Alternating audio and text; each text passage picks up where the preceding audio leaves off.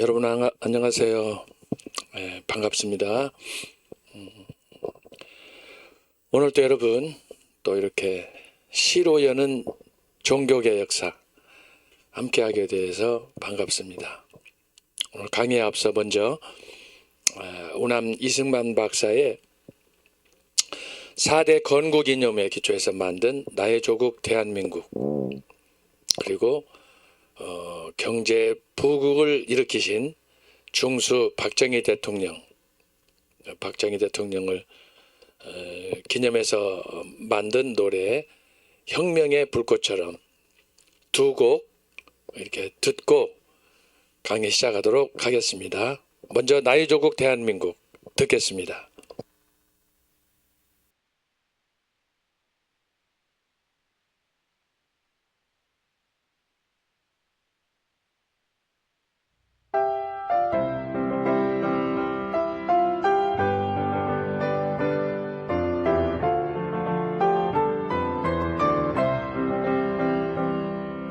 백척간도 민족 운명 어깨 메고 열강들의 각축 속에 독립을 이뤘네. 자유민주 시장 경제 동맹을 맺고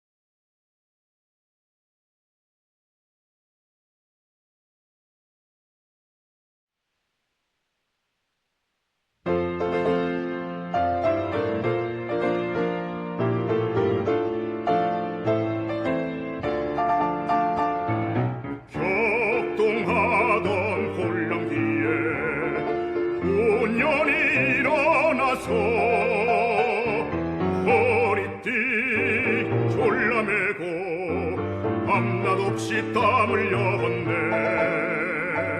새마을 운동으로 국민 생활 개선하고 산업을 발전시켜 관광 기적 이룩했네. 한평생을 조국 위해 이한 목숨 바쳤건만 하늘이 정한 운명 피하지 못하였네. 오늘은 세계로 내일은 미래로 한겨레의 민족혼을 세계 속에 휘날려라.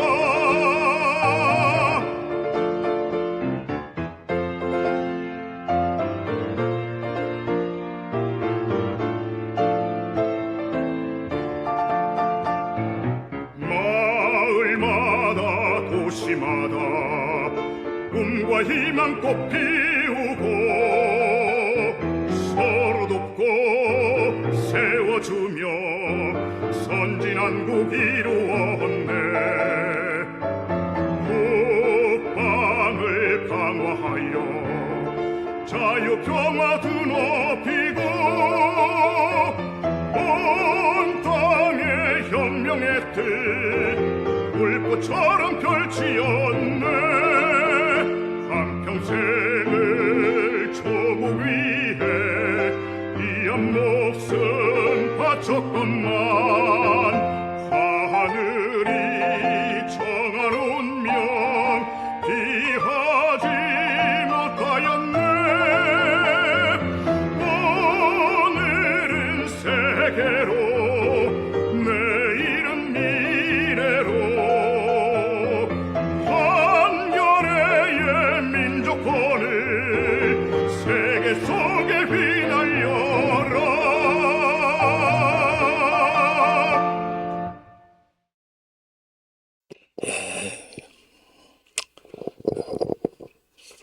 여러분 함께 오남 이승만 박사 또 중수 박정희 대통령 노래 따라서 함께 부르신 줄로 압니다. 자, 이 시간에는 또 시로 여는 종교의 역사, 오늘은 5월 매일을 준비했습니다. 매일 70년대 60년대 70년대에는 이화에 대해서 메이 퀸, 그래서 참 굉장히 그때 당시에 유명했었는데 오늘 제가 5월 메이 시를 가정의 달을 맞이해서 한 수 준비를 해 보았습니다.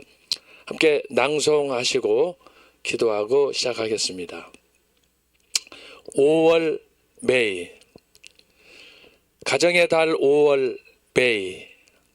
가정은 가정대로, 나라는 나라대로 새싹처럼 피어나거라, 실록처럼 푸르르거라 하여 온 세상을 희망찬 봄빛 향기로 청록빛 이상으로 가득히 채우거라.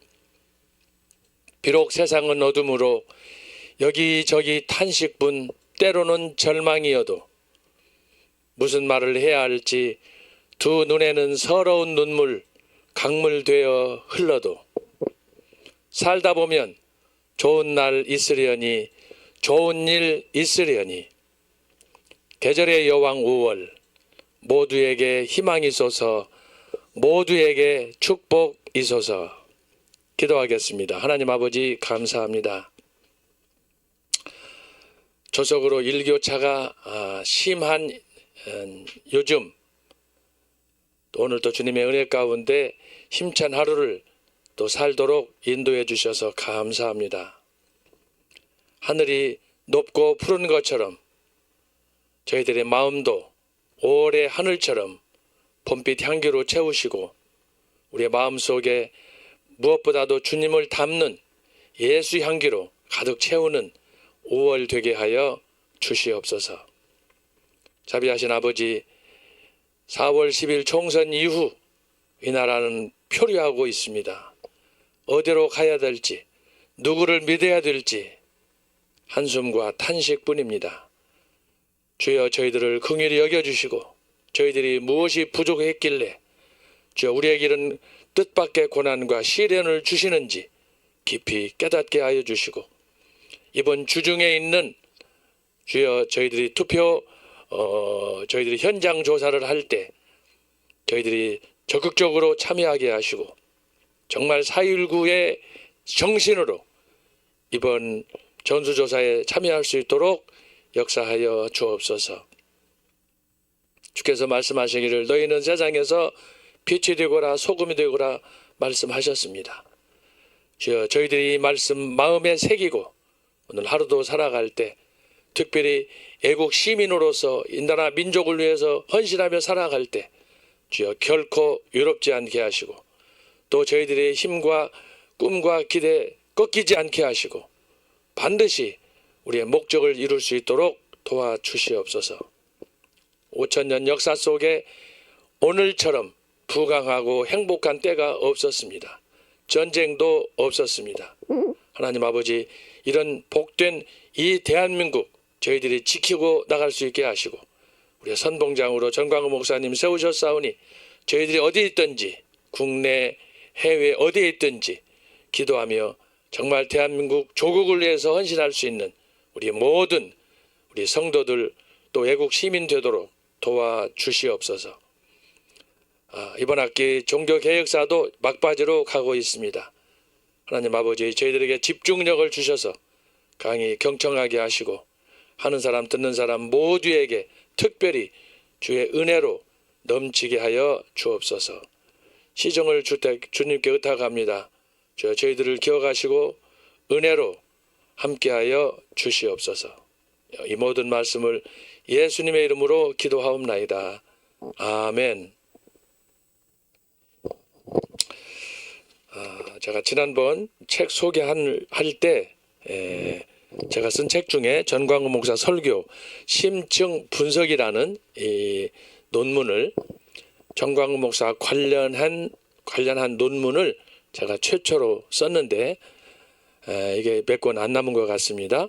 여러분들 주문해서 이걸 꼭 보셔서 전광훈 목사님과 애국운동 지금까지 어떻게 시작이 됐는지 이걸 제가 정말 한 2, 3주 만에 자료도 없는데 유튜브 뒤져가면서 또 말씀 그 자료 말씀표 보면서 제가 논문을 썼는데 여러분들이 어떻게 논문을 쓰는가 또 어떻게 이 논문을 통해서 전광훈 목사님을 제가 평가했는가 살펴보시고 몇 권 남지 않았는데 여러분 이제 제가 수정 증보판으로 이걸 상당 부분을 보완해서 앞으로 다시 수정판이 나올 걸로 예상합니다. 지금 저는 다 준비를 해 놓은 상태예요.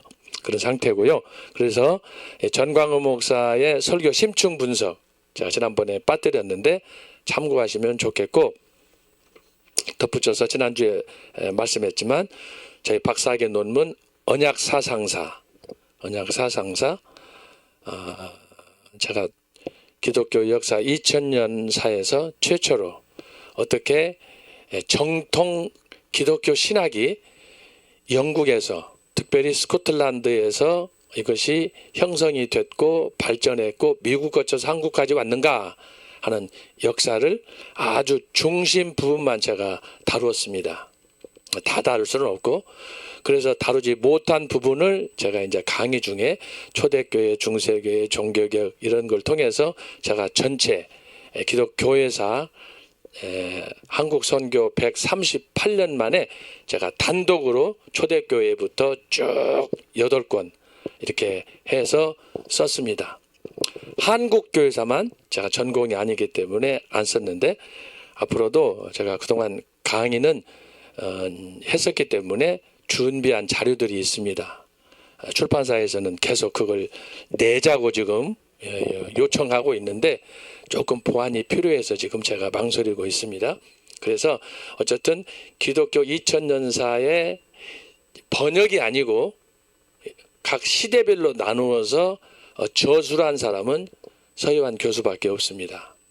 그리고 그 책이 만화로 나온 사람도 저밖에 없습니다. 제가 이거 잘못하면 자랑이고 교만할 수 있는데 참고하셔서. 그래서 정말 저는 원래 학문 공부하는 걸 싫어했던 사람이지만 영국에 가서 고생하면서 좋은 선생님들 친구들 만나서 제가 학문에 눈을 떴고, 그러면서 글 쓰는 방법, 논문 쓰는 방법을 제가 완전히 소위 원투원으로 지도를 받으면서 제가 터득했습니다. 그래서 제가 여러분에게 말씀드리는 거니까, 논문은 어떻게 쓰느냐? 논문의 정설은, 정론은 저희 박사학위 논문 언약사상사를 보시면 알 수 있어요. 그래서 제 논문이 감히 대형 도서관에 등재된 183379 코드를 그쪽에서 부여한 논문이 되겠습니다. 꼭 참고해서 한번 읽어보시고요. 그래서 제가 오늘 정광 목사 설교 평가한 거하고 박사학위 논문 언약사상사를 말씀드렸습니다. 자, 그리고 지난 시간에 제가 말씀을 드렸습니다. 지난 시간에 뭘 했느냐? 종교개혁사의 역사적인 배경을 우리가 지금 살피고 있습니다. 제가 기억나시죠? 자, 종교개혁사는 뭐라고 제가 말씀드렸어요? 우리가 사람들을 만날 때 제일 처음에 느끼는 것이 뭐냐 그러면 인상입니다. 인상. 얼굴 딱 보고 데이트할 때도 그러잖아요. 얼굴이 한 50점 먹고 들어간다고 그러잖아요.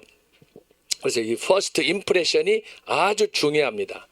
자, 그런 것처럼 종교개혁사 하면 여러분들이 딱 봤을 때 사람마다 관점이 다를 수 있어요. 에? 종교개혁사를 보는 관점이, 그 기초가 뭐냐? 이게 바로 신앙 플러스 신학이에요. 이것이 어떻게 되어 있느냐에 따라서 종교개혁사를 보는 관점이 달라져요. 굉장히 중요한 거예요. 예를 들어서 신앙이 조금 삐딱하다. 그리고 신학도 정통신학, 제가 여기서 말하는 건 지금 정통이에요. 정통. 소위 그 성경적으로 말하면 캐논이야. 정확한 성경의 기초에서 수립된 그 종교개혁사, 정론, 정통신학을 얘기할 때 이것을 어떤 관점에서 보느냐? 신앙적으로 보수적이냐, 진보적이냐, 이거에 따라 달라져요. 또 신학적으로 종교개혁사를 어떻게 보느냐, 이거에 따라서 해석 자체가 완전히 달라져 버려요. 제가 이제 이걸 해석하는 방법을 나중에 이제 근현대 교회사 할 때 과연 그러면 정통신학이 뭐냐? 여러분 많이 들어봤잖아요. 정통신학 하면은 뭐 칼빈 신학이다, 보수 신학이다, 청교도다, 청교도, 그다음에 뭐 개혁 신학이다. 이게 다 이런 식으로 명칭을 붙여요. 정통인데 또 다른 이름이에요. 정통신학은 칼빈이 수립했기 때문에 칼빈 신학이다. 그리고 정통신학은 뭐냐? 성경을 하나님의 말씀 그대로 믿는 그 신학적 전통을 보수다. 이걸 이제 일부 사람들이 근본이다 이렇게 말해요. 너무 성경만 한다는 거예요. 이걸 이제 좀 삐떼서 하는 얘기가 근본주의다. 성경적으로 말하는 바리새인들처럼 꼴통이다 이런 얘기예요. 이건 굉장히 비하하는 얘기인데 여러분 내용을 알고 오면 사실은 나쁜 게 아니에요. 왜 보수 근본이 나왔느냐? 아까 제가 얘기했죠. 신학이 어떤 신학이냐에 따라서 종교개혁사, 역사 해석하는 방법이 달라져 버려요.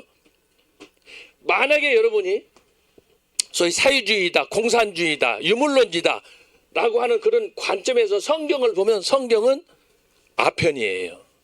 신앙하고는 전혀 다른 거예요. 이렇게 완전히 달라지는 거예요. 그런 면에서 바로 이 정통신학을 또 다른 이름으로 보수신학, 이것을 근본주의 신학이라고 할 수 있는데 제가 나중에 설명할 거예요. 그러면 근본주의, 보수신학이 가르치는 강조하는 신학이 뭐냐? 이거 알면 여러분 다 공감할 거예요. 이 배경은 성경을 믿는 기독교적인 전통을 거부하는 소위 자유주의 리버럴리스트에 대해서 싸우기 위해서 나온 그런 신학이 바로 보수 신학이고 근본주의 신학이에요. 그 다음에 여기 청교도는 뭐예요? 청교도는 종교개혁이 16세기 한참 진행 중인 가운데 과연 이 종교개혁을 제가 지난번에 얘기했죠. 종교개혁은 각 나라마다 다양하게 색깔을 입었다고 그랬죠. 예를 들어서 여기는 독일, 프랑스, 영국, 프랑스, 영국, 스코틀랜드, 네덜란드, 심지어 이 안에는 뭐가 있어요? 가톨릭. 로마 가톨릭이 종교개혁의 대상이었는데 로마 가톨릭도 나름대로 종교개혁을 했어요. 운동을 했어요. 그러나 그들은 결국은 어떻게 했느냐? 진행하다 보니까 너무 나간 거예요. 그래서 결국은 자기들 스스로 개혁을 하고자 했던 것을 추수해서 원점으로 돌아갔어요. 결국은 종교개혁 안 했어요. 그러나 신용은 했어요. 아주 재밌는 거예요. 자, 이런 것처럼 종교개혁이 각 나라마다 입맛이 다 다른 거예요. 취향이 다른 거예요. 자, 그런 것처럼 바로 이 종교개혁을 보는 신학적 입장이 우리한테는 매우 중요하다. 그래서 제가 강조하는 거예요. 제가 이해하는 종교개혁은 정통신학이다. 저는 자유주의 아니에요. 그리고 유물론주의자도 아니에요. 요즘 우리 주변에서 자주 듣는 그런 신학적인 그런 것들이 아니에요. 적어도 제가 일관되게 추구한 제 박사학위 논문에서도 제가 이걸 아주 강조했어요. 타협이 안 되는 거예요. 여러분, 신앙은 타협이 안 되는 거예요. 적당주의라는 게 없어요. 예수님께서도 뜨겁든지 차든지 하라고 그러잖아요. 그 중간을 가는 이 노선, 성경의 기초에서 그것이 바로 정통이에요. 좌로나 우로 치우치지 않는. 하나님께서 여호수아한테 말씀했잖아요. 모세 죽고 난 이후에 여호수아에게 내가 가나안을 정복해라. 젖과 꿀이 흐르는 가나안 땅을 정복해라. 그러면서 그에게 주신 말씀이 뭐예요? 여호수아 1장 8절 9절이잖아요. 좌로나 우로 흔들리지 말고 내가 너에게 분부한 이 말씀대로 순종해라. 그걸 말하는 거예요. 성경. 그래서 정통신학이라는 뭐냐? 성경대로 따라가는 거예요. 이게 칼빈 신학이야. 오직 성경. 성경이 가는 데까지 가고 성경이 머무는 데서 멈추고. 우리는 이 두 가지가 잘 안 되는 거예요. 소위 신비주의. 요즘에 유튜브에 보니까 무슨 데이빗 차라는 젊은 목사가 나왔는데 완전히 개차반이야. 지금 난리가 났어, 유튜브에. 근데 이 사람 신학이 뭐냐? 말씀을 무시하고 소위 직통계시를 강조하는 소위 2000년은 그 예수님 당시로 돌아가자고 하는 신사도를 추구하는 사람이. 이거 굉장히 위험한 거예요. 여러분들 신사도에 대해서 못 들어보셨지? 잘 모르시죠? 예? 소위 계시 우선주의로 나가는 거예요. 성경 말씀을 뛰어넘어서. 그래서 자기가 사도라고 하는 거예요. 선지자라고 하는 거예요. 이거 아주 잘못된 거죠. 그래서 제가 말씀드리는 것은 바로 이 종교개혁사는 정통인데 이것이 때때로 이렇게 나타났고, 청교도들은 뭐냐? 정통신학, 칼빈의 신학을 그대로 계승한 사람. 어디에서? 영국에서 종교개혁을 할 때 그것을 받아들였던 사람을 청교도, 퓨리탄스라고 하는 거예요. 이거 지금 정광훈 목사님이 그래서 이 사람들의 정신을 높이 사서 청교도 영성운동을 지금까지 30년 40년 해오지 않았습니까?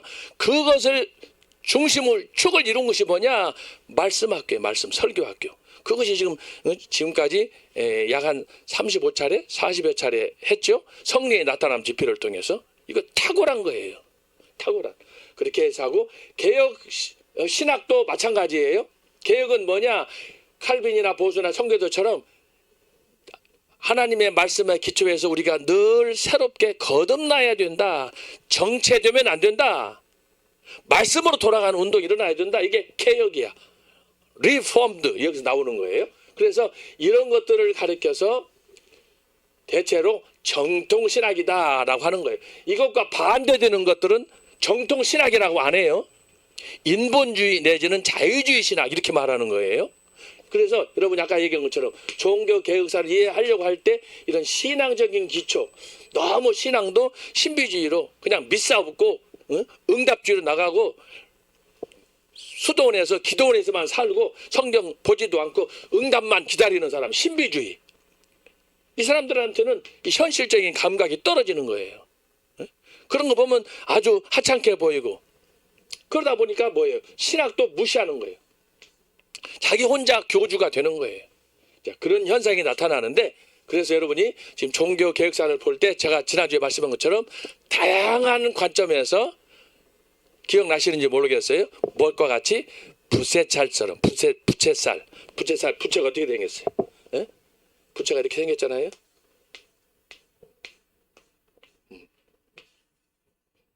이게 부채예요, 부채. 그래서 여기 이 부채살처럼 종교개혁이 동시대에 일어났지만 다양하게 일어났다. 그러면 우리가 이 중에서 뭘 잡아야 되느냐? 이 중에서 잡을 것이 바로 정통이다. 이거 다양하다고 해서 다 잡는 거 아니에요? 그러면은 잡동사니가 되는 거예요. 응? 이걸 다 가지려고 하면 안 되는 거예요. 신학은 말씀했죠. 타협이 임파서블이다. 타협하면 안 되는 거예요. 여러분 신앙을 타협하면 어떻게 하세요? 개차만 되는 거 아니에요? 그러면 안 되는 거예요. 신앙과 신학은 그래서 선택을 잘해야 되고, 그래서 교회 선택을 잘해야 되고, 때때로 교단도 잘 선택해야 되는 거예요. 여러분. 응? 나중에 가가지고 아이고 나 몰랐네. 그건 안 되는 거예요. 그래서 이렇게 종교개혁이 다양하게 일어났지만 그 나타난 종교개혁 가운데 내가 과연 추구해야 될 신앙과 신학이 뭐냐, 이것을 본인이 선택하는 거예요. 특히 우리는 이제 대한민국에 살기 때문에 대한민국 안에서 펼쳐지고 있는 선교사들이 와서 우리에게 선교해준 교회 단체들이 많이 있잖아요. 그걸 통해서 보면서 여러분 잘 보셔야 돼요. 정통교회, 정통교단이 어디냐, 이걸 잘 보고 해야 돼요. 대표적인 예가 뭐냐, 한 몇 달 전이에요. 한국 기독교 장로회. 예? 거기 목사라는 사람들이 가운 입고 천주교 신부들하고 광화문 데모하면서 윤석열 대통령 물러나라고 그러잖아요. 이 새끼들은 미친놈들이야. 이건 목사가 아니고 빨갱이들이에요. 예? 나라가 어려우면 기도하고 엎드려야지. 그래서 여러분 신학도 칼빈이나 보수나 청교도나 개혁이나 이런 사람들은 진짜 애국자들이에요. 그러나 신앙이나 신학이 자유주의한 사람들, 이 사람들 나라 관심 없어요. 이 사람들 선교사에 대해서 관심 없어요. 영혼을 사랑하는 사람, 교회를 사랑하는 사람, 이 사람들이 바로 이 정통, 말씀으로 돌아가기 때문에, 말씀. 말씀으로 돌아가기 때문에 영혼을 사랑하고 선교하고 전도하고 말씀 집회하고 그러는 거예요. 자유주의 교회에서 이런 거 안 해요. 관심이 없다니까. 지 밖으로 챙기는, 지금 이재명 하는 거하고 똑같은 거예요. 이재명이 그 새끼 하는 거 보세요. 예? 지금 병원에 가서 생쇼를 하고 있잖아요. 그렇게 되는 거예요. 조국이는 어떻습니까? 서울대 교수를 하는 사람이 논문을 썼는데 무슨 러시아 사회주의에 쓰고 이런 시대를 우리가 살고 있어요. 그러니까 그 사람들한테는 나라 돈이 지 돈이야. 나라는 망하든 흥하든 상관없어. 이재명이도 그러잖아요. 민주당에서 25만 원씩 국민들한테 전국민들아 주자. 그 돈이 누구요? 결국은 저와 여러분 피 빨아서 내는 거예요. 이런 걸 알아야 되는 거야. 이런 걸 알아야 되는 거야. 그걸 누가 얘기하느냐? 정통으로 하나님 말씀에 기초해서 바른 신앙에 있기 때문에 그걸 얘기해 주는, 그걸 지적해 주는 거예요. 그러니까 그 사람들이 싫어하지. 예? 그래서 역사적으로 성경에서부터 쭉 내려온 역사를 보면 정통 신학은 굉장히 외로운 거예요. 자, 이것이 왜 외롭냐? 자, 마태복음 7장 13, 14 한번 읽어보겠어요? 자, 마태복음 7장 13절 14절. 자, 여러분이 잘 아시는 말씀이에요. 이게 정통신학이에요. 이게 십자가의 신학이에요. 이게 칼빈이에요. 이게 청교도 보수 개혁신학이에요. 우리가 추구해야 될 신학 노선이 여기 잘 나와 있어요. 자, 마태복음 7장 13절 14절 읽어봐요. 시작. 좁은 문으로 들어가라. 멸망으로 인도하는 문은 크고 그 길이 넓어 그리로 들어가는 자가 많고 생명으로 인도하는 문은 좁고 길이 협착하여 찾는 이가 적음이니라. 그랬잖아요. 여기서 말하는 좁은 문이 뭐냐? 정통이에요. 성경에 나타난 바리새인 사두개인들 율법사들은 정통이 아니에요. 예수님 당시에 사도 바울도 어떤 사람이야? 자기가 믿는 바리새인, 율법, 뭐 가말리엘 문화 그곳에서 배웠던 것이 나름대로 자기는 정통이라고 생각했던 사람이에요. 그런데 어떻게 됐어요? 예수님이 아니라는 거예요. 그게 사도 바울이 가르쳐주는 거예요. 사도 바울 자신도 몰랐어요. 자기가 믿어왔던 율법주의 유대교 전통이면 최고인 줄 알았어. 그런데 나중에 보니까 헛방이었어요. 정통에서 벗어나는 거예요. 그래서 사도 바울도 그렇지만 특별히 예수님께서 뭐라고 그래요? 이 정통 신학에서 성경에서 벗어난 사람들을 뭐라고 했느냐? 토해버린다. 도끼로 찍는다. 해칠한 무덤이라고 한 거예요. 여러분, 제가 여러분에게 직격탄을 날리는 거예요, 지금. 이게 성경이에요. 이게 복음이에요. 그러니까 여기 마태복음 7장 13절에 있는 것처럼 좁은 문으로 들어가라. 정통 신학을 해야 돼. 신앙을 가져도 신학을 해도 제대로 해야 된다 이 말이에요. 제대로 해야 된다 이 말이에요. 좁은 문으로 들어가라 그러잖아요. 멸망으로 인도하는 문은 크고 그 길이 넓어. 이게 다 뭐예요? 자유주의예요. 이성주의예요. 정광 목사님이 말씀하시는 생각의 3대 통로에서 말하는 헬레니즘이에요. 심지어 히브리니즘 마찬가지야. 이 사람들이 그 정통, 콜통 그것만을 주장하잖아요. 지들만 구원받았다는 거 아니에요. 바리새인들, 사두개인들, 율법사들, 서기관들. 예수님하고 사도 바울을 얼마나 그 사람들이 괴롭힙니까? 그런데 성경에서 봤을 때는 그들이 정통이 아니라는 거예요. 껍데기라는 거예요. 그래서 여기 보시면 14절에 생명으로 인도하는 문은 좁고 길이 협착하여 찾는 이가 적다. 그렇습니다. 여러분 아까 말씀했죠. 보수주의 정통신학 하는 사람은 고독하고 외로운 거예요. 왜? 여기 말씀했죠. 가는 이가 찾는 이가 적다 그랬어요. 그러다 보니까 아까 말씀한 보수신학을 근본주의로 자꾸 매도하고 비난하고 하는 일들이 발생하는 거예요. 그래서 여러분이 오늘 제가 지금 지난주에 했던 것들을 간단하게 스크래치 하는 거예요. 종교 개혁을 볼 때 여러분들은 어떤 관점에서 보느냐. 사람마다 다를 수 있지만 그 다름을 다 가질 수는 없어요. 내가 영국식, 프랑스식, 독일식 이거 다 가질 수 없어요. 그 가운데서 여러분이 보면서 과연 어떤 신앙과 신학이 나에게 맞는가. 때때로 기장이 좋으면 기장으로 가셔야 돼. 한국신학교, 한국신학대학교 그 데모하는 상복 입고 데모하는 그놈들 말이야. 그 사람들한테는 예수님의 신앙이나 죽음이나 부활이나 천국이나 없어요. 그 사람들. 성경을 부정하는데 무슨 그 사람들은 이단이나 비슷하지. 이단. 신천지하고 무슨 차이가 있어. 성경 안 묻으면 안 믿는 사람이 이단 아니에요? 어떻게 백주에 할 사람이 없어가지고 천주교 신부들하고 정의 구현 단체 그 신부들하고 같이 어울려가지고 광화문 걸어가면서 활보하면서 그러면 북한으로 가야지 이놈들. 막 내가 지금 성질나서 막 욕이 나오려고 그래 지금. 참는 거예요. 그래서 여러분 신앙과 신학은 떨어질 수가 없는 거예요. 신앙 따로 신학 따로 떨어질 수 없는 이것은 한 몸 일체예요. 일체. 알았어요? 이것이 따로 떨어져 있다는 것은 수상한 거예요. 신앙하고 신학이 떨어져 있다라고 하는 것은 수상한 거예요. 어떤 학교에서는 신앙은 보수, 신학은 학문이기 때문에 자유롭게 해야 된다. 그건 개털 잡는 거예요. 그렇게 할 수 없는 거예요. 그렇게 하는 사람들이 주로 문서서를 가르치고 자유주의 신학을 가르치는 거예요. 그 사람들이 결국은 뭐냐? 정통신학에서 멀어져 가는 거예요. 그래서 아까 말씀한 것처럼 그 부분에 대한 신학적 계보는 제가 다음에 정통신학이 뭔가를 제가 다시 설명할 거예요. 그래서 오늘은 제가 이렇게 지난주에 했던 것들을 정리하면서 자 말씀을 드려서 여러분들이 지금 서 있는 현재 포지션, 위치가 어디냐? 나의 신앙적인 색깔, 나의 신학적인 색깔이 어떤 거냐? 간단하게 종교개혁과 정통신학으로 이렇게 제가 정리해서 지나갑니다. 그래서 오늘은 이런 배경 속에서 우리가 강의안을 참고로 다시 들어가도록 하겠습니다. 자, 강의안 보시면 2페이지. 지난주에 종교개혁의 배경 중에서 사회적인 배경을 살폈습니다. 자, 오늘은 2페이지 경제적인 변화. 그 2번. 여기 경제적인 변화라고 하는 것은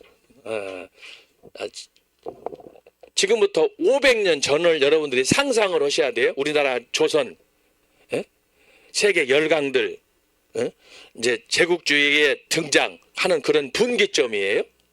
그럴 때 세계 특별히 유럽에서 이 종교 개혁이 일어날 당시의 상황을 여러분들이 타임머신을 타고 돌아볼 수 있어야 되는 거예요. 그러니까 이때 유럽도 경제적으로 어렵고 배고프고 참 어렵고 특별히 이때만 해도 유럽에도 이 신분상에 많은 소위 가진 사람 없는 사람 남녀 간의 차별 이런 것들이 아주 극심했던 때예요. 오직하면은 1900년대 초반에서 여성들한테 투표할 수 있는 참정권을 주잖아요. 뭐 우리나라에서는 뭐 연필 정부라 그래서 여자분들한테는 그보다도 더 심한 학대를 받았고 어떻게 남자들을 같이 끼어서 어른들 눈을 쳐다보고 같이 식사를 합니까? 이게 다 유교적인 불교적인 그 문화적인 그 배경 속에서 형성된 우리 문화 아닙니까? 지금도 잔재가 우리 있단 말이에요. 자, 그런 복합적인 것들을 우리가 생각하면서 500년 전 유럽으로 가보면 그때 당시에 유럽에서 어떤 종교개혁이 일어날 당시에 어떤 상황이었느냐? 한마디로 말하면 참혹했다. 우리가 두 끼 굶으면 그 사람들은 한 끼 굶고 결국 마찬가지예요. 사람 사는 것은 뭐 미국이 살기 좋다, 영국이 살기 좋다, 거기가 천국이냐? 아니에요. 지금은 대한민국이 지금 천국이라고 그러잖아요. 예? 격세지변이 지금 생긴 거예요. 예? 언제 우리가 이렇게 잘 살았어요? 그런 상황인데 바로 500년 전에 이런 사회적인 경제적인 변화가 급박하게 일어났다라고 하는 거예요. 자, 그래서 여러분들이 그 배경을 그 강의한 여러분 참고하셔서 지나가면 되겠고 3페이지로 가면은 정치적인 변화가 있어요. 정치적인 변화. 그 밑에 경제적인 변화 밑에 정치적인 변화.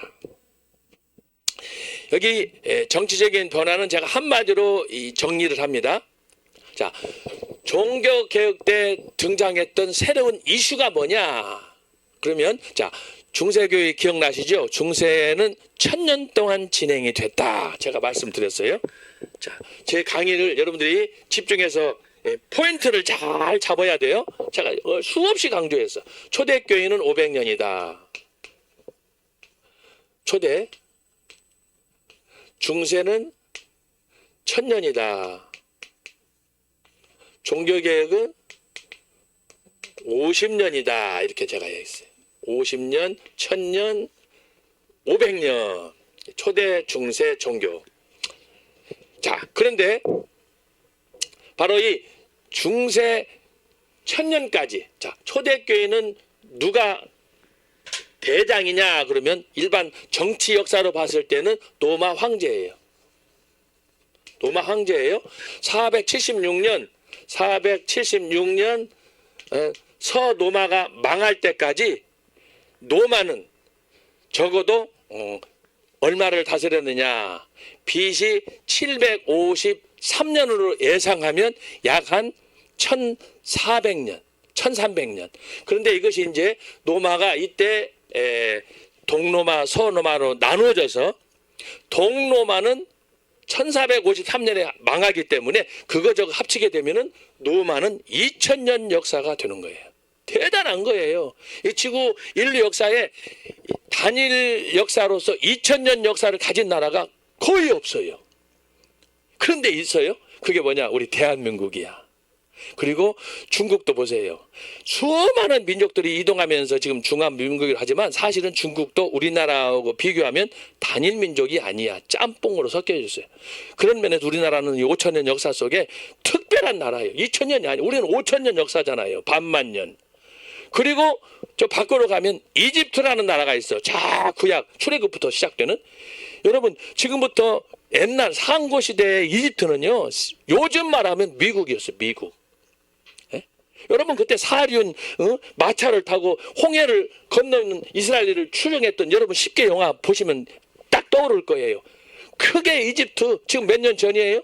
3500년, 4000년 전 문화가 이집트예요. 근데 지금은 쪼그랑 바가지가 됐잖아요. 그럼 지금 보세요. 이집트 어떻게 사는지 거지 중에 거지가 됐잖아요. 그때 이스라엘 백성들처럼 그들이 하나님을 영접하고 우리도 이스라엘과 동맹을 맺고 살겠다. 야훼의 종교를 믿겠다. 하나님을 믿다. 그랬으면은 지금 이집트 애굽은 미국이 됐을 거예요. 그런데 그놈들이 얼마나 집요하게, 여러분 바로왕을 보세요. 바로왕 10번 10계명 그런 10재앙을 하나님으로부터 징벌을 받았음에도 불구하고 목이 꺾였어? 안 꺾였어? 안 꺾였잖아요. 그래서 홍해바다에서 싹 물귀신이 되는 거예요. 알았어요? 그러니까 여러분이 신앙생활 한다는 게 그래서 간단한 문제가 아니야. 이건 특별히 하나님께서 은혜를 주셔야, 선택을 받아야 신앙도 그렇고 신학도 그렇고 정통으로 가는 거예요. 제가 지금 정통을 강조하잖아요. 그래서 로마 시대에는 바로 이 황제, 참고로 쓰시면 BC 752년 3년 이때부터 AD, 이것은 서로마예요. 동로마는 1453년. 자, 이걸 이렇게 합쳐봐. 그래서 로마는 단일 민족으로 가장 오래된 나라 가운데 하나인데, 지금 로마는 완전히 없어졌잖아요. 로마는 없어지고 지금 이탈리아가 그 로마를 계승한 거예요. 자, 그렇게 하고, 자, 초대교회는 바로 이 500년 동안 진행이 됐는데, 예수님 당시 AD, BC, 아우구스투스,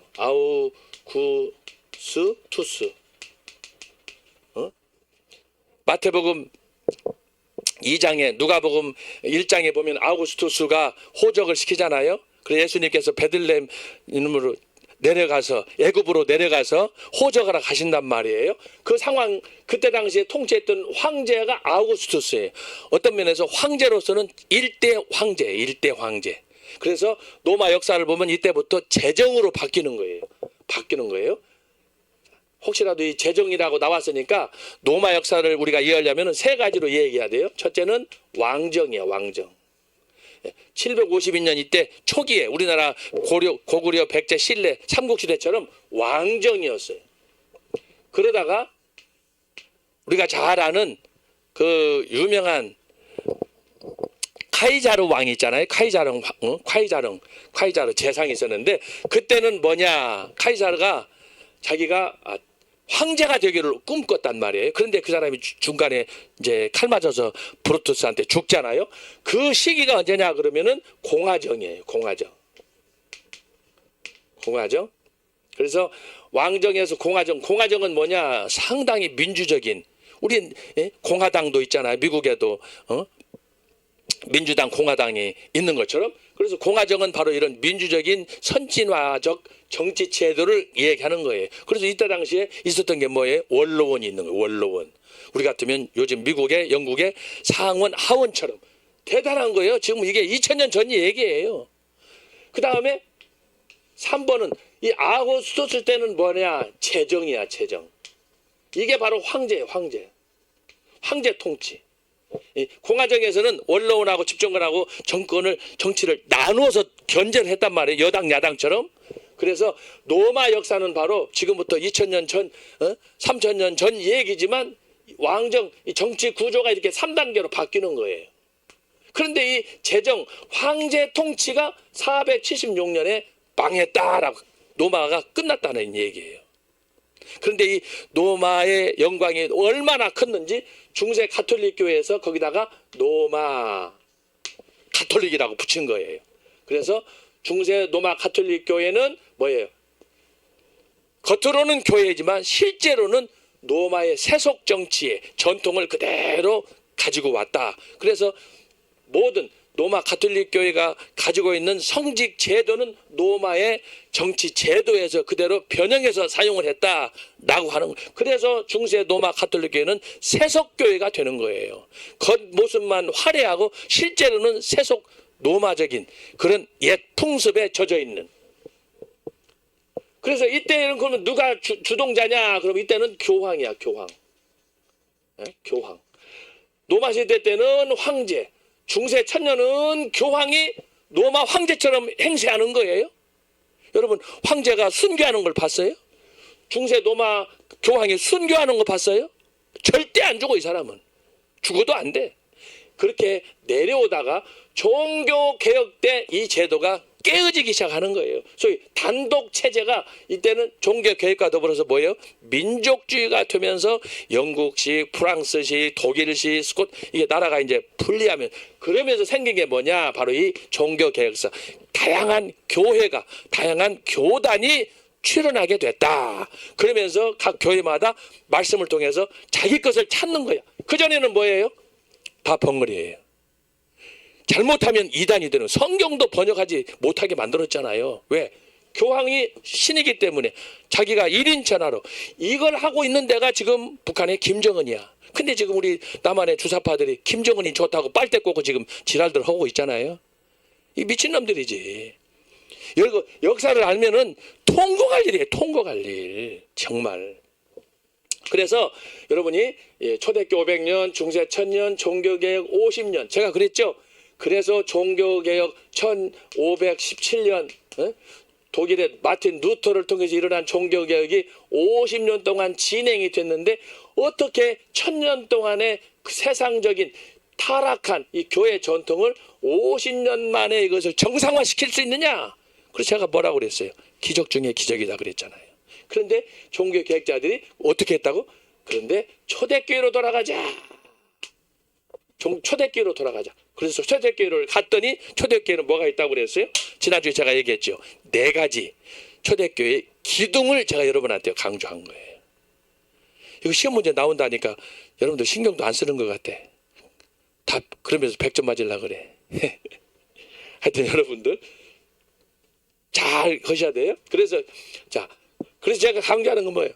종교개혁이 50년 동안 진행이 되었는데 종교개혁자들이 칼빈이나 누터나 이 사람들이 추구했던 정신은 뭐냐? 중세는 죽었다. 아니다. 중세는 아니다. 너 어디로 가자? 초대교회로 돌아가자. 그래서 가또 봤더니 뭐예요? 초대교회가 정통이더라. 정통이더라. 정통이란 뭐예요? 하나님 말씀, 사도적인 전통, 오직 성부, 성자, 성령 삼위일체에 기초한 예수님의 제자들을 통해서 그대로 가르침을 받았던 그 전통 신학, 이것이 사도들의 신학이고 속사도들의 신학이고 이것이 중세를 넘어서 종교 개혁자들에 의해서 이렇게 다양한 곳에서 독일, 프랑스, 영국, 스위스, 네덜란드, 심지어 로마 카톨릭까지 다양하게 스펙트럼이 갈라지면서 우산처럼 그리고 레인보우, 무지개처럼 쫙 이렇게 컬러풀하게 펼쳐졌다. 그래서 종교개혁이 일어난 것은 이건 획기적인 50년 만에 이룬 역사상 이런 기적이 없는 대운동이었다. 개혁운동이었다. 라고 하는 거예요. 그래서 그 중심이 뭐냐? 바로 정통이다. 성경에 관한 정통신학이 아니면 종교개혁은 일어날 이유가 없어요. 가톨릭이 일어났다고 그랬잖아요. 가톨릭이. 그러나 실패했어요. 더 이상 할 수 없는 거예요. 노 아이디어야. 더 이상 하면 자기들은 다 죽고 공멸해. 그러니까 개혁한다고 하다가 그만 중단해서 어떻게? 1000년의 전통을 그대로 유지하자. 이것을 흔히 우리끼리 하는 말로 여기가 좋사오니 안주하는 거예요. 이게 로마 가톨릭이야. 그러다 보니까 지금은 빨갱이 교회가 돼버린 거예요. 여러분 이걸 잘 기억하시기 바랍니다. 자, 그래서 했는데 여기 정치적인 변화란 뭐냐?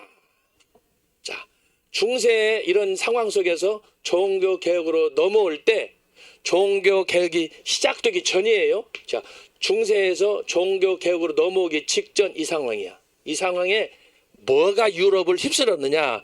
절대 왕정이에요. 절대 왕정. 절대 왕정이란 뭐냐?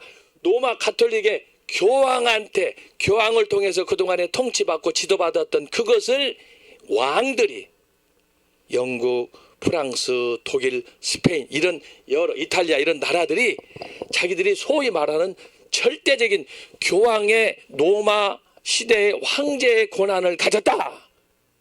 지금 이것이 북한의 김정은이라니까요. 그 체제를 지금부터 500년 전에 절대적인 그 절대 왕정이야. 그래서 왕한테 거절하면 말에 불순종하면 무조건 죽여. 우리나라도 바로 최근까지 조선 시대 1910년 일제에 강점하기 그 전까지는 우리나라가 바로 왕정 체제, 예? 겨우 이제 고종 때 와가지고 한 말에 1895년 정도에서 우리나라를 대한 제국으로 만들잖아요. 그래서 제국이란 뭐냐? 우리나라도 황제라는 거야. 일본 너희들만 황제가 아니고 우리도 황제다.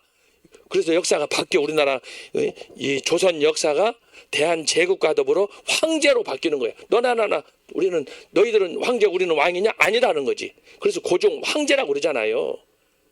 이건 굉장한 어떤 그 역사적인 분기점이 드는데 바로 이렇게 그 직전에 절대 왕정, 이 절대 왕정의 상징적인 인물이 누구냐? 여러분 루이 아시죠? 루이 14세, 영국의 헨리 8세. 이 사람들은 절대 왕정의 상징적인 인물이야. 영국을 대표하고 프랑스를 대표하고. 예? 그래서 이 사람들은 자신들이 신이야, 신. 그 정도로 행세를 했는데 어떻게 그들이 그렇게 그런 아이들을 얻었느냐? 로마 교황의 세속적인 그런 통치 방식. 그걸 통해서 이들이 배워가지고 절대 왕정을 주도를 했는데 저때에 수많은 사람들이 권력에 맞서다가 또 종교적으로 신학적으로 맞서다가 죽고 순교자가 됐어요. 그 시기에 있어서 가장 치열했던 절대 왕정에 맞서서 가장 치열하게 싸웠던 데가 어디냐? 영국의 아까 말한 청교도들이에요. 알았어요? 이것만 할래도 지금 한 학기 강의를 해야 되는데, 자, 그 치열한 투쟁 속에서 나온 게 뭐라고요? 절대 왕정하고 왕에게 맞서서 투쟁한, 아니다. 성경으로 볼 때는 왕이 절대적인 통치자가 아니고 성경으로 봤을 때는 정통이 뭐야? 예수 그리스도더라. 예수 그리스도. 종교 개혁자들이 이걸 발견한 거예요. 이걸 발견한 거예요. 그 전에는 뭐예요? 다 왕에게 복종하는 거야. 예? 그래서 왕에게 복종하면 살지만 거절하면 죽는 거예요. 여러분. 그것을 이렇게 독일 현재 선진국이라고 하는 유럽, 센트럴 유럽에서 독일, 영국, 프랑스, 이탈리아, 스페인에서 철저하게 그걸 유지를 했다 이 말이죠. 그래서 이제 다음 학기에 제가 청교도 신학에 대해서 청교도 유산에 대해서 우리가 이제 공부를 하면은 바로 이 절대 왕정기에 어떻게 기독교인들이 이 절대 권력에 맞서서 요즘 우리가 문재인에 맞서서 이재명에 맞서서 심지어 윤석열에 맞서서 우리가 지금 투쟁하잖아요. 애국운동 하잖아요. 그런 것들을 이 사람들은 지금부터 500년 전에 한 거예요. 500년 전에. 이거 새로운 게 아니야. 그래서 이런 운동이 나오는 거예요. 운동이. 어떻게 성경을 보니까 어떻게 왕이 신입니까? 여러분 헤롯이 신입니까? 바로가 신입니까? 여러분 딱 직감이 오잖아요. 바로 그것을 찾는 회복하는 운동이 정통이고 칼빈이고 보수신학이다 이 말이에요. 우리는 다른 것을 타협하지 않는 거예요. 오직 성경의 말씀대로만 순종하고 가는 거예요. 그래서 칼빈이 얘기했던 사용했던 가장 유명한 말이 뭐냐? 성경이 가고 성경이 멈출 때 나도 멈춘다. 성경과 함께 한다는 그 뜻이지. 그런데 여기는 그게 아니야. 성경은 다 내팽개치고 요즘 가톨릭이나 기독교 장로회에서 하는 것처럼 성경은 껍데기고 믿고 행동하는 건 지 마음대로 지가 교주고 이거하고 똑같은 거예요. 자, 그런 상황에서 이 사람들이 어떻게 했어요? 청교도들이 또 루터, 존 칼빈 이런 개혁자들이 아니다. 당신은 우리나라의 왕이지만 우리 나라를 다스릴수록 하나님께서 대리자로 세우는 거지. 어떻게 당신이 교주가 되냐? 어떻게 교황이냐? 아니다.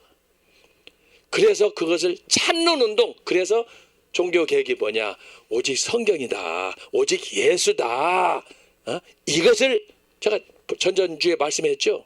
종교개혁의 쟁점들 제가 얘기했잖아요. 4가지 기둥. 결국은 그 4가지는 뭐냐? 초대교회로 돌아가는 거다. 그래서 그것은 뭐냐? 절대 왕정, 절대 권력을 거부하는 거예요. 거부하고 성경으로 돌아가는 운동. 그래서 저는 정광훈 목사님이 진행하시는 애국운동의 핵심이 뭐냐? 성령이 나타나며 말씀 사경이에요. 기가 막히잖아요. 하나님의 역사 경영, 하나님의 그 이스라엘 경경, 이스라엘의 양육 원리. 야, 이 제목 하나하나가 너무너무 중요하고 함축된 그런 주제들이에요. 저는 그 설교 들을 때마다 제목만 다르지만 내용을 볼 때마다 너무너무 감동이야. 지금은 복음의 7대 연합하시잖아요. 이야, 이건요.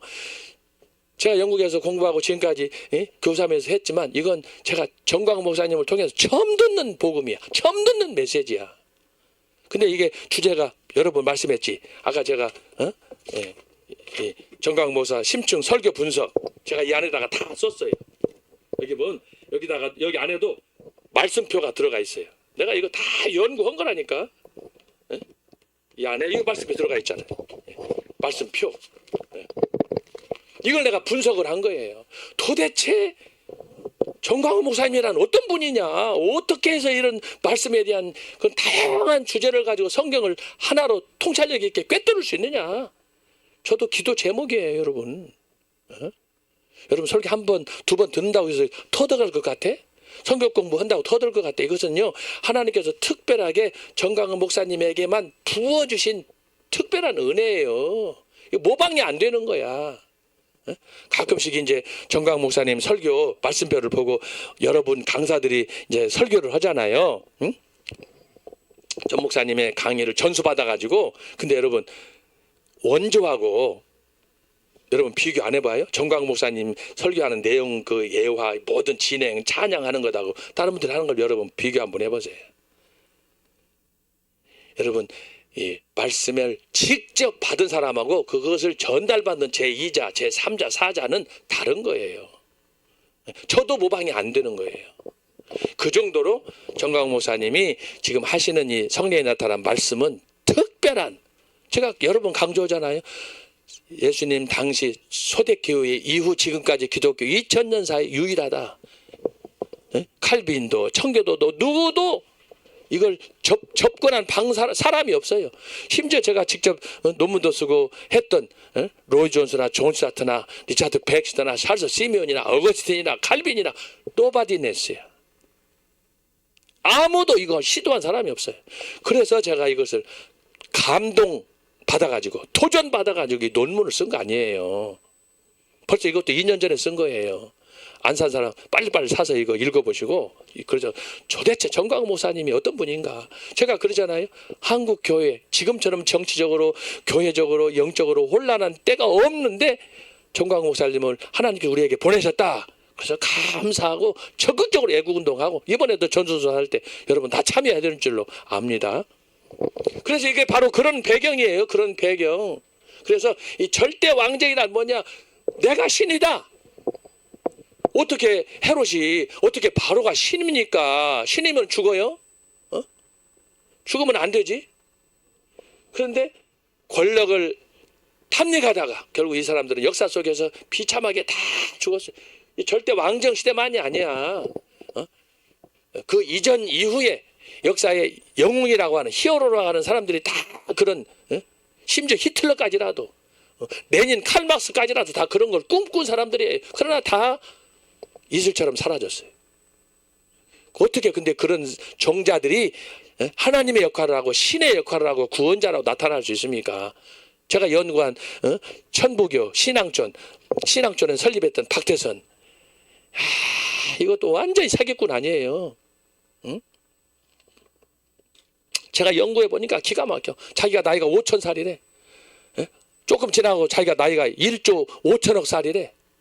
나중에 노마해가 죽을 때는 자기 나이는 하나님이기 때문에 3조 살이래. 이런 사기꾼이 어디가 있어요. 72살에 죽었어요. 내가 신앙촌 관련해서 논문도 기가 막히게 썼는데 이것도 지금 내가 출판하려고 그래요. 사입 2단 박태선. 내 논문 기가 막히게 써놨어요. 그런데 그게 다 뭐냐? 자기가 스스로 왕이 되고 자기 스스로 하나님이 되려고 하는 거야. 하나님이 제일 싫어하는 게 뭐예요?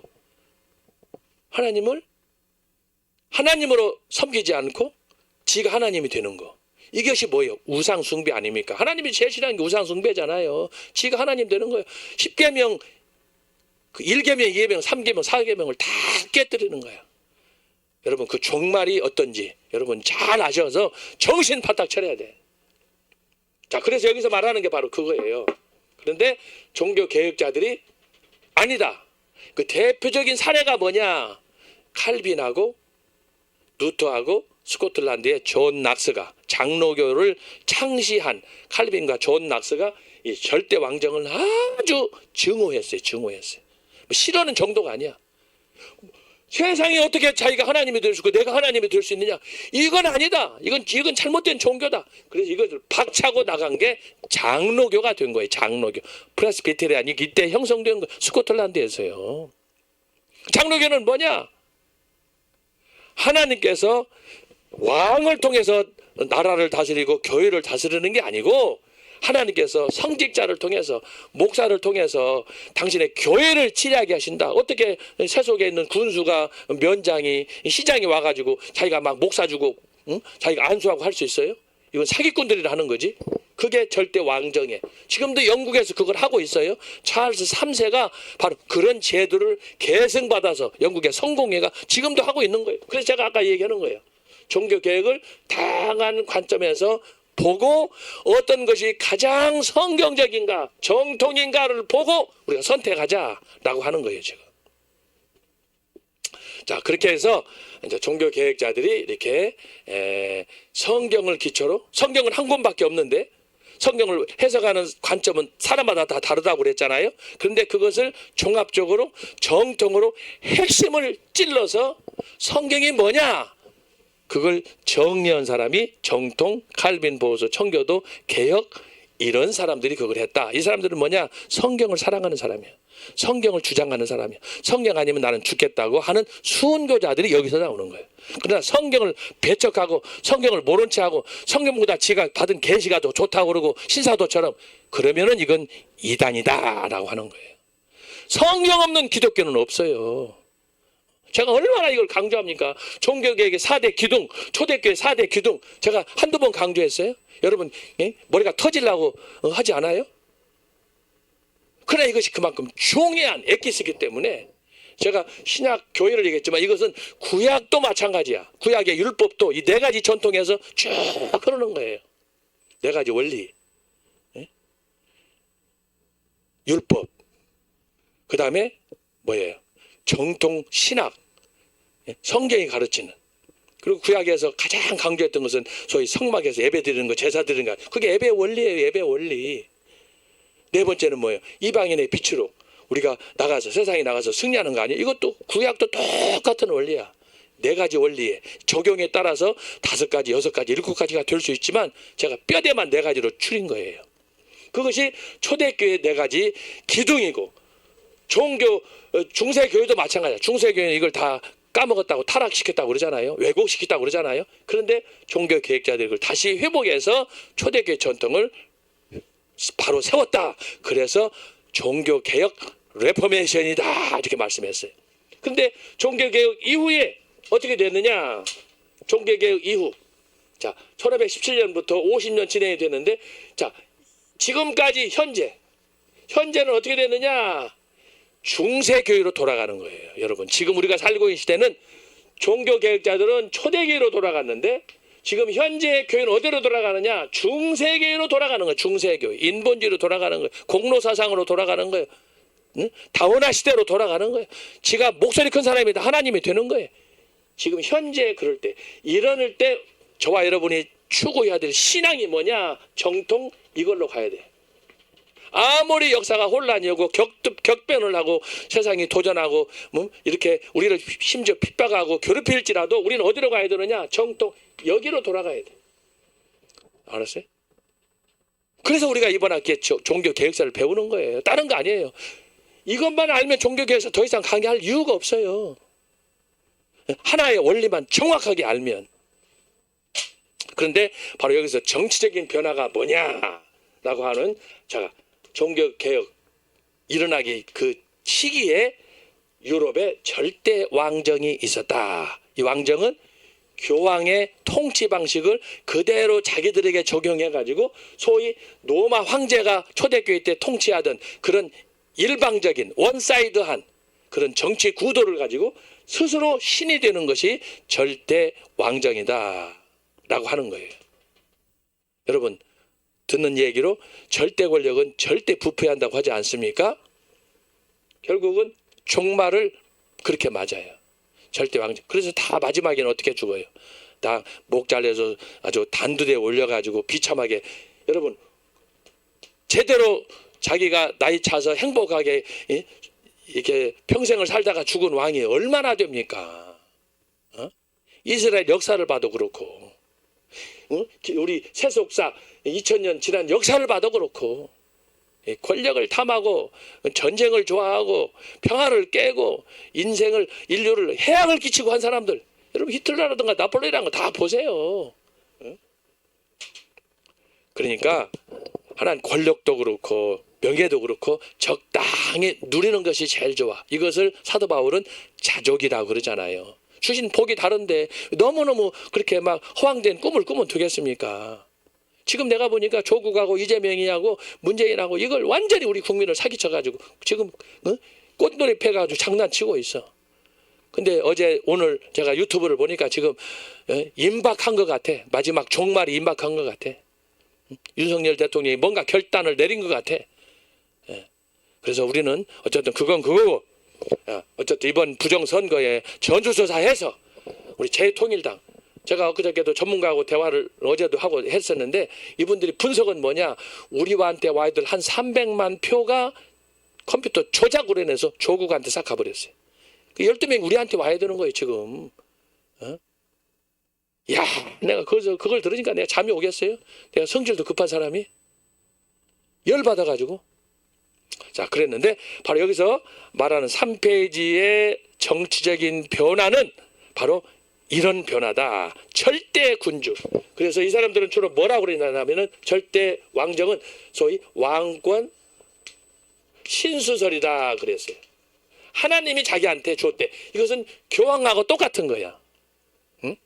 교황은 성직자지만 절대 왕 헨리라든지 뭐 프란시스 1세라든지 프랑스의 이런 사람들은 성직자가 아니잖아요. 세속 통치자잖아요. 그런데 그 권력을 왕권 하나님이 우리한테 주셨다. 네? 소위 디바인 라이츠 오브 킹스라고 그래요. 하나님께서 왕에게 전권을 주었다. 교회도 다스리고 나라도 다스리고 다 주었대.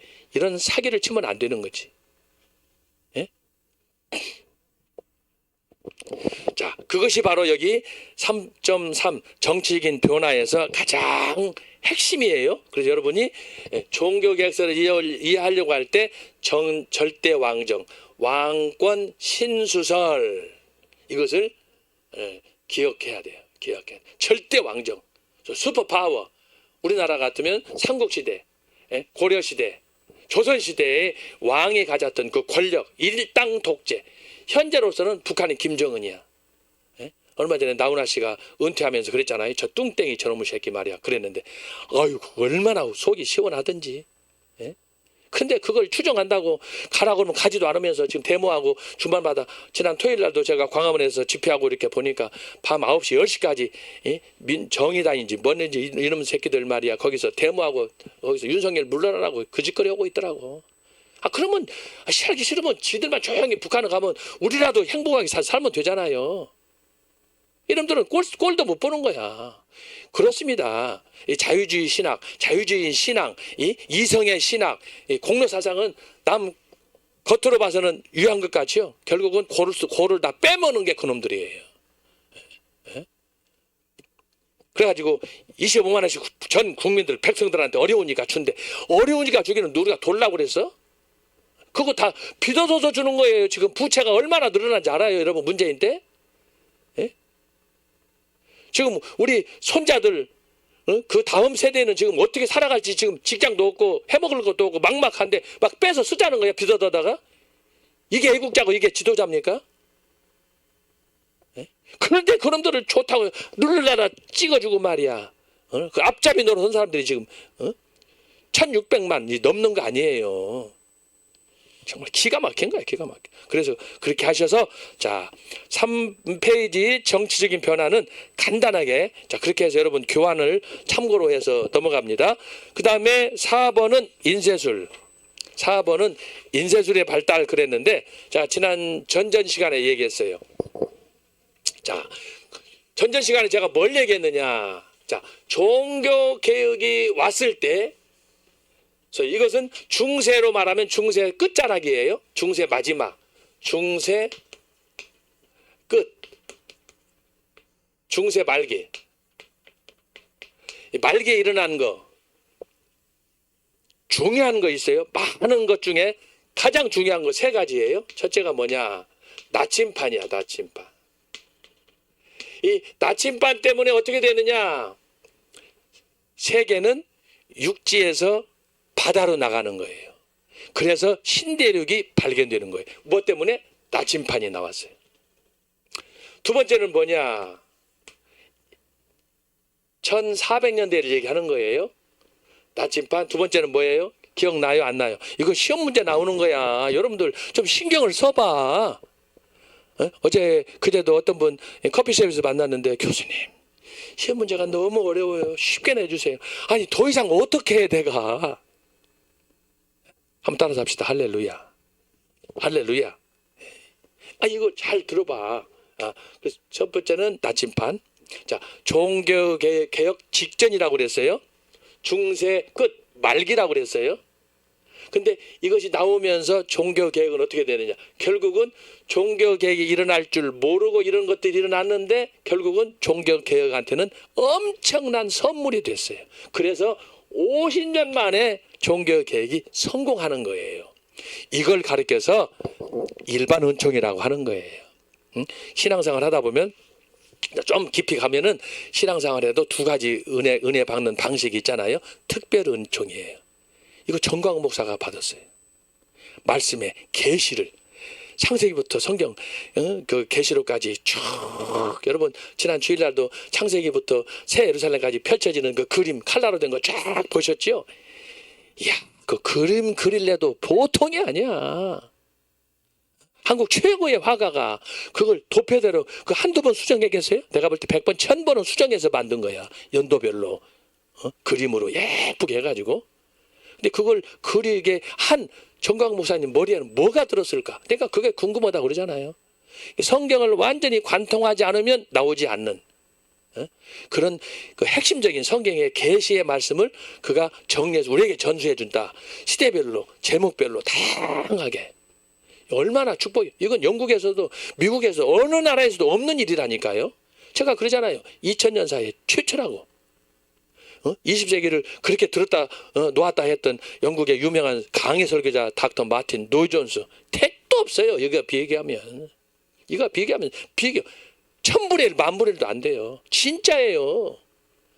그 정도로 하나님께서 우리 저와 여러분을 이 시대 위해서 말씀에 기갈하고 말씀에 궁굴인 저와 여러분을 위해서, 또 나라가 얼마나 위태롭습니까? 정광훈 목사님을 통해서 애국운동과 말씀운동을 병행하도록 하는 이런 역사는 2000년 사이에 없어요. 한두 번은 있었어요. 우리는 지금 몇 년이야. 앞으로 언제 끝날지도 몰라. 여러분 이걸 위해서 그래서 기도하고 마음을 모아야 됩니다. 자, 그래서 중세 말에 일어났던 중요한 그 변화, 변곡점이 뭐냐? 나침반. 두 번째는 뭐예요? 화약이야, 화약. 나침반은 육지에서 바다로 가는, 그래서 지금까지 그 영향력이 미치고 있어요. 예? 그래서 이 나침반 때문에 바다 식민지, 영국 같은 경우에, 스페인 같은 경우는 조그마한 섬나라잖아요. 그런데 전 세계 3분의 1을 다스리고, 스페인 같은 경우 인도를 다스리고, 영국도 마찬가지고, 중국도 다스리고, 막 전 세계를 먹잖아요. 그게 왜? 나침반의 유력이다. 두 번째는 화약. 화약이 나오면서 어떻게 되느냐? 전쟁사가 바뀌는 거예요. 화약 나오기 전에는 돌 던지는 거 칼로 1대1로 싸우는 거였어요. 그러니까 항상 적진하고 붙어서 싸우는 거야. 근데 화약이 나오니까 소총이 나왔어. 총은 뭐예요? 멀리서 숨어서 쏘는 거예요. 여기서 나온, 화약에서 나온 게 뭐예요? 여러분, 히로시마에 떨어졌던 뭐야? 핵으로 가는 거예요. 핵. 지금 사람들이 공포에 떠는 게 바로 핵전쟁 아닙니까? 저 북한 저 뚱땡이. 예? 화약. 그런데 바로 이 화약이 전쟁을 바꿨죠. 전쟁사. 이것은 뭐예요? 세계 역사 탐험 시대. 이게 공통점이 있어요. 이게 다 세계 이것으로 인해서 제국주의가 생기는 거예요. 제국주의. 예? 조그마한 나라에서 지점 본점을 여기저기 막 깔아놓고 다니는 거야. 그래서 영국 같은 나라, 스페인 나라, 조그마한 나라, 우리나라 강원도만한 나라, 우리 대한민국보다 조금 큰 나라인데도 불구하고 전 세계를 먹잖아요. 그래서 대영 제국 그렇게 나오잖아요. 대단한 거예요, 대단한 거. 근데 그것을 그렇게 이루도록 한 것이 뭐냐? 바로 중세 말기의 나침판과 화약이다. 화약. 이 두 가지가 세계를 하나의 그동안에 자기 영토 안에서 자기만 알았던 이런 소위 우물 안의 개구리식의 삶을 바꿔버린 거야. 눈을 떠서 지금 같으면 어떻게 돼요? 지금 우리가 달나라 탐사, 화성 탐사 이렇게 하잖아요. 그런 것처럼 이때 당시에 이것은 기적과 같은 거예요. 여러분 우리가 1969년도에 미국의 암스트롱이 달나라 달 착륙했잖아요. 최초로. 여러분 지금은 사람들이 이 지구로 만족하지 않아요. 이제는 지구 밖을 떠나서 다른 행성을 우리가 지금 가기 위해서 지금 과학자들이 나사에서 연구하고 그러잖아요. 이건 어마어마한 거예요. 어마어마한 거예요. 이 자체가 이 당시로 봐서는 최첨단이야. 최첨단. 대단한 거지. 그래서 나침반은 탐험 시대로 가는 거예요. 이제는 바다를 탐험하는 거예요. 바다 탐험이 단순히 바다만 점령하는 게 아니라 바다를 통해서 다른 제3국으로 가서 점령하는 거잖아요. 에? 그런데 이 나침반이 있으면서 어떻게 됐어요? 우리나라도 마찬가지야. 우리나라도 삼면이 바다지만 이걸로 만족하지 않아. 지금은 뭐 태평양, 대서양 가가지고 기름 파고 땅속에 바닷속에 해수면을 연구하고. 여러분 보너스 퀴즈 하나 줘요. 지금 우리가 알고 있는 이 바다에는 뭐가 있더라? 100m, 1000m, 2000m는 뭐가 있더라? 그래서 지금 과학자들이 지금 바다를 연구하는 게 지금 최대의 이슈예요. 우리는 지금까지 바다 하면은 물고기 잡아서 뭐 고등어 잡아서 멸치 잡아서 그런 뭐 고래가 놀고 하는 그 정도로 아는데 그게 아니야. 여러분 바다에 대한 연구는 현재 인류가 3%밖에 안 돼 있어요. 많이 쳐도 5%밖에 연구가 안 돼 있어요. 그러면 어떻게 돼요? 바다가 지금까지 최첨단 과학이 발달한 이런 시대에도 5%밖에 연구가 안 됐다. 나머지 95%는 어떠냐? 정말 하나님이 우리에게 주신 이 우주 천지 창조라고 하는 것은 이건 정말 상상을 초월하는 거야. 대단한 거야. 이걸 우리한테 무상으로 주셨잖아요. 하나님이 그 위대하신 지혜와 능력과 존귀함이 거기에 다 있는 거예요. 이 바다 쪽만 봐도 마찬가지예요. 바다는 우리 눈에 보이지 않는 신비의 세계 아니 신비의 세계. 옛날에 심청이도 그 바닷속에 가서 바닷속에 용왕을 봤다잖아요. 하여튼 이건 전설이지만 어쨌든 바다에 숨겨진 비밀은 95%야. 지금 현재 최첨단 과학이 바다 수면을 연구하기 위해서 바다가 도대체 수심이 몇 메타인가, 예를 들어서 100m, 500m, 1000m, 2000m, 1000m, 거기 바다 속에 사는 바다 어류들이 종류가 달라요. 지금 이걸 연구하기 위해서 일본하고 한국하고 미국, 영국이 지금 박차를 가하고 있어요. 우리나라도 지금 후발주자예요. 근데 여러분 재밌는 건 뭐냐? 바다에 살고 있는 어류들이 2000m에서 5000m에서 10,000m에서 사는 몸이라든가 생김이라든가 이런 것들이 다 달라요. 왜? 수압 때문에. 물의 이 압력, 누르는 압력이 어마어마하잖아요. 그 수압 때문에 고래가 저 2000m, 3000m 살 수가 없는 거야. 터져버려. 그러면 몸 유지가 안 되는 거야. 수압 때문에. 왜 우리가 수영을 하다가 저 깊이 막 50m, 100m 못 들어갑니까? 왜 산수통을 차고 들어가야 됩니까? 안 되는 거예요. 우리 허파가 터져버린다니까. 어쨌든 이 바다 해수면에 관한 연구가 지금 전체에서 현재 5%밖에 연구가 안 됐다. 그래서 여러분이 가끔씩 뉴스를 보시면 저는 굉장히 관심 많은 게 뭐냐? 새로운 최초로 발견된 바닷속에서 살고 있는 어류들, 뭐 이런 식물들, 지금까지 과학으로 밝혀지지 않은 것들이 우리나라도 있어요. 저 동굴 속에 가보니까 강원도라도 이런 데 가면은 새로운 동굴이 발견되잖아요. 그러면 그 동굴 안에 살고 있는 것들 자그마한 0.1mm 뭐 이런 것들 미생물들 최초로 발견되는 것들이 많아요. 가끔 신문에 나요. 예를 들어서 저기 비무장지대 같은 데도 가보면 앞으로 통일됐을 때 여기서도 아마 보고라고 저는 생각을 하고 있어요. 그런 것들이에요. 근데 그런 것들이 어떻게 해서 이루어졌느냐? 바로 나침반 화약 때문에. 나침반은 탐험으로, 화약은 전쟁으로. 그 역사가 바뀌는 거예요. 이것을 잘 개발한 나라가 선진국으로 가는 거야. 우리가 근데 임진왜란때 일본 놈들한테 이 소총 이걸 없어가지고 얼마나 우리 많은 사람이 죽었습니까? 저놈들 소총 가지고 오는데 우리는 칼로 가니 이거 싸움이 되겠어요?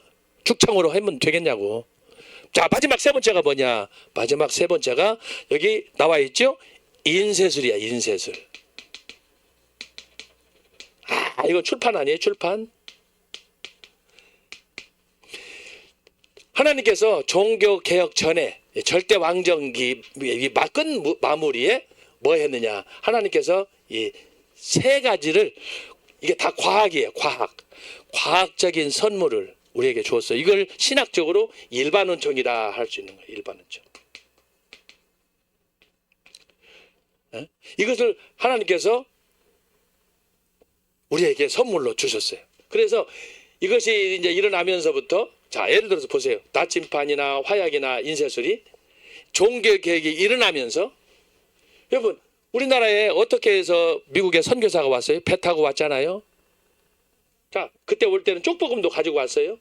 그리고 그 사람들이 우리 올 때 그냥 온 게 아니고 나침반을 가지고 벌써 이미 대동강에서 우리 대원군이 파견한 우리 조선군하고 프랑스 군하고 막 싸우고 그러잖아요. 그게 화약 총 쏘는 거 아니에요? 예. 자, 이런 그 변화가 종교개혁 직전에 바로 이런 그 변화가 일어났다. 큰 변화야. 큰 변화. 엄청나. 나침반, 화약, 인쇄술. 여러분, 인쇄술 같은 경우에는 가장 도전을 받고 가장 혜택을 많이 본 단체가 어디냐? 우리 기독교회예요. 인쇄술이 나오면서 그동안에 성경 절대 번역하면 안 됐어요. 그런데 인쇄술이 나오면서 성경 번역뿐만이 아니고 루터가 쓴 논문들, 칼빈이 쓴 논문들, 칼빈이 쓴 주석들이 막 이제 인쇄술이 되니까 막 쏟아져 나왔어요. 제가 여기다가 이제 그 각주에다가도 제가 잠깐 좀 썼는데 이 구텐베르크가 사실은 이제 일반적으로 알기는 이제 그 최초의 금속 활자를 만들었잖아요. 그런데 지금 자료에 의하면 우리나라가 훨씬 빨리 금속 활자를 만들었어. 금속 활자 이전에는 목판 인쇄를 했어요. 우리 한국 우리 선조들이 천재야, 천재. 그렇게 해서 했었는데 어쨌든 여기에 제가 강조하는 것은 바로 그 중세 종교개혁의 배경으로 제가 말씀드렸죠. 조금 더 깊이 들어가서 봤더니 바로 이런 큰 변화가 있었더라. 이것은 일반적인 거예요. 일반적인, 소위 그래서 일반 은총이라고 그러잖아요. 일반 은총.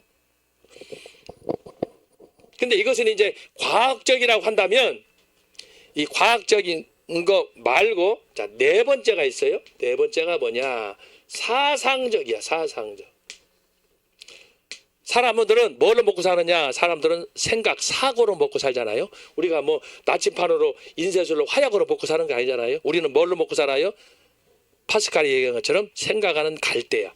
그래서 사상으로 먹고 사는데, 생각으로 먹고 사는데 이때 뭐가 일어나느냐? 종교개혁 직전에, 자, 지난번 주에 말씀했죠. 문해부흥이 일어났다고 그랬어요. 문해부흥은 복고주의예요. 복고주의. 종교개혁도 초대교회로 돌아가자 복고주의예요. 그런데 차이점이 뭐라고 그랬어요? 문해부흥, 인문주의는 인간을 극대화시키는 거예요. 이게 인문주의야. 그래서 인문주의. 그런데 성경은 뭐라고 그랬어요? 성경은 성경으로 돌아가서 하나님 중심으로 돌아가는 거야. 이게 아까 제가 얘기한 정통 초대교회로 돌아가자라는 그 신앙을 얘기하는 거예요. 그런 면에서 똑같이 출발을 했어도 주장하는 거, 목표, 삶의 방식이 종교개혁하고 인문주의는 확연히 달랐다. 제가 지금 얘기한 여기도 똑같은 관점이에요. 그래서 여러분들이 시야를 아주 높게, 마음의 폭을 넓게 하면서, 자, 제가 얘기했죠. 나는 여기에 있어요. 신앙과 신학 여기 있어요. 그런데 내가 오늘 500년 전에 일어났던 종교개혁을 보는 거예요. 볼 때 어떤 관점에서 보느냐. 독일식이냐, 영국식이냐, 스코틀랜드식이냐, 프랑스식이냐, 네덜란드식이냐, 아니면 이것도 다 싫고 나는 로마 가톨릭식이냐. 선택은 자유로워요. 그러나 이것저것 두 가지, 세 가지 가질 수 없어요. 하나밖에. 그것이 저와 여러분을 살리는 길이에요. 그것이 뭐라고 그랬어요? 아까 지웠던 정통신학이다. 정통신학은 두 가지가 없어요. 세 가지 없어요. 네 가지도 없어요. 정통신학은 하나예요. 오직 성경사상 솔라 스크립투라예요. 그래서 오늘 이것을 주장했던 그 신학을 우리가 배우는 것이 바로 종교개혁사다라고 하는 종교개혁사. 그래서 여러분들이 이걸 기억하시고, 그래서 오늘 전체적인 개요 여러분들이 잘 정리하셨죠? 그래서 종교개혁을 보는 여러분들의 관점, 여러분이 어디 있든지 상관없어요. 문제는 신앙과 신학이 성경에 서 있느냐, 성경에 나는 사람이냐, 이것을 확증하면 되는 거고. 자, 다음 주에는 이제 네 번째예요. 나침반, 화약, 인쇄술. 네 번째는 사상적인데, 자, 중세 말 사상적인 변화, 사람의 생각의 변화, 이념의 변화, 사고의 변화, 이걸로 인해서 어떻게 됐느냐, 루터가 일어나게 되고 칼빈이 일어나면서 종교개혁이 불이 붙었다. 몇 년 동안? 50년 동안. 그래서 중세 교회가 1000년 동안 타락했지만 초대교회의 전통 옛 신앙을 회복했다 라고 하는 거예요. 그래서 우리는 아브라함과 이삭과 야곱의 신앙으로, 다윗의 신앙으로, 아브라함과 다윗의 족보로, 그리고 예수님, 사도 바울과 예수님의 12 제자의 신앙으로, 사도들의 교회로 돌아가는 거다. 이것을 여러분들이 잘 기억하시면 좋겠어요.